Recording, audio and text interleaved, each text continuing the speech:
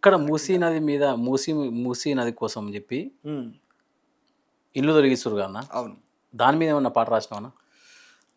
రాసిన అన్న. అంటే వెలుగుమట్ల మీదే కాకుండా ఇక్కడ హైదరాబాద్ వాళ్ళకు కూడా అన్యాయం జరుగుతుందని చెప్పి, అంటే ఈ 2 ఏళ్ల పాలనలో ఇంత అరిగోసలు పడుతున్నటువంటి ప్రజల కోసం ఒక్క పాట.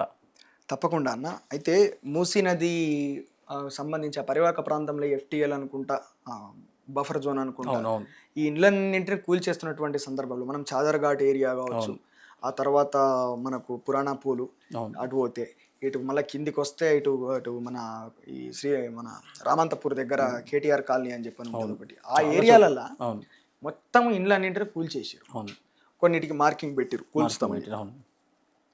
ఏమంటే అభివృద్ధి అంటారు. అరే మాకు ఎల్ఆర్ఎస్ ఉందా, కరెంటు బిల్లు కడుతున్నాము, ఇంటి పన్ను కడుతున్నాము, అన్ని రకాలుగా మాకు మీటర్ పెట్టరు, మీరు మళ్ళీ ఎట్లా కూల్చేస్తారు అంటే ప్రభుత్వమే వాళ్ళకి ఎల్ఆర్ఎస్ ఇస్తుంది, మీరు పర్మిషన్ ఇస్తుంది, మీరు ఇల్లు కట్టుకోవచ్చు అని చెప్పని అంటది. మళ్ళీ వాళ్ళకి పునరావాసం లేకుండా, ఎక్స్గ్రేషియా లేకుండా, నష్టపరిహారం లేకుండా, ఏం ఇవ్వకుండా, ఏం చెప్పకుండా ఇష్టం వచ్చినట్టు వీళ్ళు మళ్ళీ నోటీసులు ఇస్తే వీళ్ళు పోయి కోర్టు నుంచి ఆర్డర్ తెచ్చుకుంటారు, అందుకే మేము గుల కొడతానామని చెప్పి ఇంత దుర్మార్గమైనటువంటి స్టేట్మెంట్ ఇచ్చిండు రంగనాథ్. ఏమన్నా నీకు న్యాయం ఉన్నదా? ఎంతో కొద్దిగానన్నా నీకు జాలి, దయ, కరుణ అనేటివి పెట్టలేదేవు? ఎందుకు ఇట్లా ఈ రకంగా? అట్లా ఇష్టం వచ్చినట్టు ఆయన మాట్లాడిండు, ఇష్టం వచ్చినట్టు కూల్ చేస్తున్నారు. కాబట్టి మరి అదే ఇక్కడ మనకు హైటెక్ సిటీ దాటిన తర్వాత ఈ మన ఫైనాన్షియల్ డిస్ట్రిక్ట్ అంటారు కదా, ఫైనాన్షియల్ డిస్ట్రిక్ట్లో ఆదిత్య కన్స్ట్రక్షన్స్ మొత్తం ఎఫ్టీఎల్ అనే పెద్ద కన్స్ట్రక్షన్ దానిలో ఉంటుంది. మరి దాన్ని ఉలగొట్టు రంగనాథ్. నిజంగా దమ్ముంటే, ధైర్యం ఉంటే హైడ్రా మొత్తం ఉపయోగించి మొత్తం ఉన్నదంతా ఉలగొట్టు, అప్పుడు మాట్లాడాలి. వాళ్ళు గరీబోలు కదన్నా. మరి గరీబోళ్ళు మొత్తం వాడు మూసి నదిలనే కట్టిండు. ఇంకా వాళ్ళు గరీబోలు, వాళ్ళు గరీబోలు పాపం. వాళ్ళు ఇల్లు కూడా కొడితే వాళ్ళు ఆగమైపోతారు, రోడ్డు మీద కూర్చుండాల్సి వస్తుంది తెల్లారు. ఈ 30-40 గజాలు బలిసిన వాళ్ళు, బాగా బలిసిన వాళ్ళు వీళ్ళు. ఇట్లా దీని మీద ఏమన్నా పాట, ఒక పాట అన్న కోసం. ఉప్పొంగుతున్నది మూసి కన్నీళ్లతో తడిసి తడిసి, ఉప్పొంగుతున్నది మూసి కన్నీళ్లతో తడిసి తడిసి, దామగుండము నుండి జాలువారిన గంగ పేద గుడిసెల గుండె నిండిపోయింది, పేద గుడిసెల గుండె నిండిపోయింది.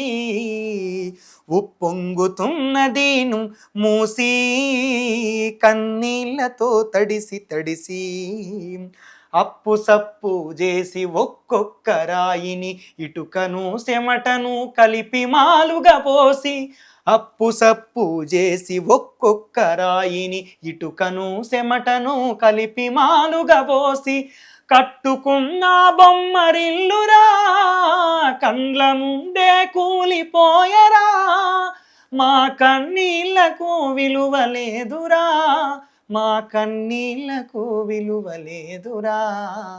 ఉప్పొంగుతున్నది మూసి కన్నీళ్లతో తడిసి తడిసి, దామగుండము నుండి జాలువారిన గంగ పేద గుడిసెల గుండె నిండిపోయింది, పేద గుడిసెల గుండె నిండిపోయింది.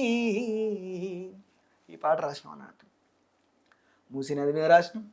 దామగుండం అడవి, మనకు హైదరాబాద్, లంగ్స్ ఆఫ్ తెలంగాణ దామగుండం అటవీ ప్రాంతం, అనంతగిరి ఫారెస్ట్. మూసీ నది కూడా అక్కడి నుంచే ప్రారంభమవుతుంది. ఈరోజు ఏ అడవిని నాశనం చేస్తున్నారో అక్కడ ఉన్నటువంటి 2-3 నీటి బొంగల వాటర్ స్ప్రింగ్స్ అంటాం మనం. ఆ వాటర్ స్ప్రింగ్స్ నుంచే మూసీ నది పుట్టుకొని వచ్చి ఈరోజు ఇక్కడ హైదరాబాద్లో హిమాయత్ సాగర్లో, గండిపేటల, ఉస్మాన్ సాగర్లో కలిసి హైదరాబాద్కు దాహార్తిని తీర్చుతుంది. ప్రభుత్వం వచ్చి 2.5 ఏళ్ళు, ఇంకా 2.5 ఏళ్ళు ఉంది. సో ప్రభుత్వానికి మీరు ఏం అడగాలనుకుంటున్నారు, అసలు మీరు ఏం చెప్పాలనుకుంటున్నారు? వాళ్ళ నాయకుడు రాహుల్ గాంధీ ఇట్లా భారత రాజ్యాంగం బుక్కును పట్టుకొని తిరుగుతున్నాడు. అవును, ఈ భారత రాజ్యాంగాన్ని తెలంగాణలో అమలు చేయమని అంతే. ఓకే, అంతే నేను కోరుకునేది. అది జరగనంత కాలం ఈ పాటలు మాటలు వస్తూనే ఉంటాయి. పుడుతూనే, ఇంకా జయసూర్యలో పుడుతూనే ఉంటారు. జయసూర్య ఇలా జయసూర్య, రేపు ఇంకో అంతకుముందు వాళ్ళు, ఇప్పుడు వాళ్ళ తర్వాత మనం వెళ్ళిపోతూనే ఉంటాం అన్న. ఇంకా వెళ్ళకుండా వస్తూనే ఉంటారు, పాటలు పాడుతూనే ఉంటారు. రెసిస్టెన్స్ ఆగదు, ఎప్పటికీ ప్రతిఘటన ఎప్పటికి ఉంటుంది. అణిచివేత ఉన్నంత కాలం తిరుగుబాటు ఉంటుంది, ప్రతిఘటన ఉంటుంది.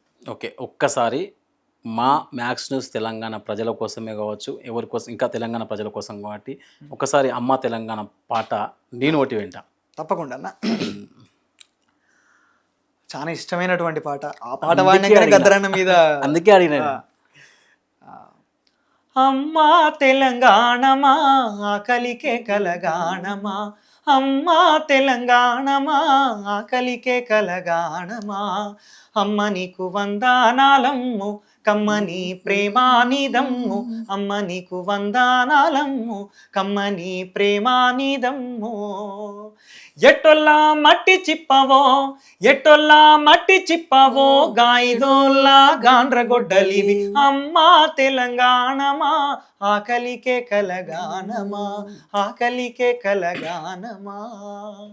కమ్మం మెట్టు అడవులతోనే కట్టుకుంది పచ్చని చీర, కట్టుకుంది పచ్చని చీర, ఆదిలాబాదు ఆకునులిమి పెట్టుకుంది నొసట బొట్టు, పెట్టుకుంది నొసట బొట్టు, నాగారం అడవి కొమ్మతో దిద్దుకుంది కండ్ల కాటిక, దిద్దుకుంది కండ్ల కాటిక, కుసుమ పువ్వులు నూరమ్ము పసుపు పూసుకుందమ్ము, కుసుమ పువ్వులు నూరమ్ము పసుపు పూసుకుందమ్ము.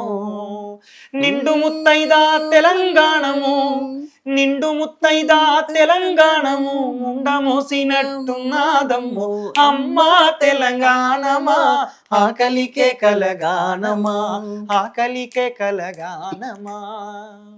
శివ శివ అంటూ ఒక్క పొద్దిడిసే యముడాల రాజన్న జాతర చూడు, యముడాల రాజన్న జాతర చూడు, పాయలై విడిపోయే గంగా ఏడు పాయల జాతర చూడు, ఏడు పాయల జాతర చూడు, అలిగిన సీతకు మొండి రామునికి బంధం గలిపే భద్రాచలము, బంధం గలిపే భద్రాచలము, గొడ్డు రాండ్లకు బిడ్డలనిచ్చే సమ్మక్క సారక్క జాతర చూడు, సమ్మక్క సారక్క జాతర చూడు, కొమురెల్లి మల్లన్నను చూడు, కొండ సోరికెల్లో దాగుండు, కోటి దేవుళ్ళకు దీపం పెట్టిన బాలె, కోటి దేవుళ్ళకు దీపం పెట్టిన కూటికి లేని తల్లిని చూడు, అమ్మా తెలంగాణమా ఆకలికే కలగానమా, అమ్మా తెలంగాణమా ఆకలికే కలగానమా, ఆకలికే కలగానమా.